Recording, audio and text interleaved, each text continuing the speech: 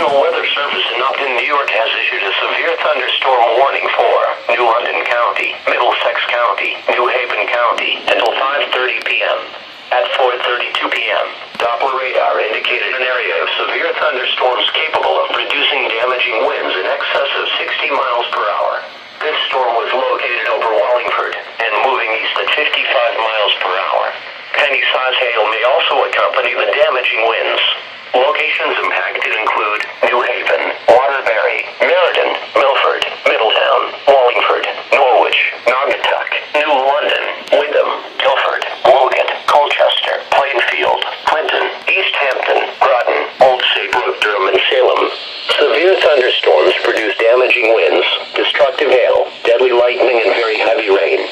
For your protection, move to an interior room on the lowest floor of your home or business. Heavy rains flood roads quickly, so do not drive into areas where water covers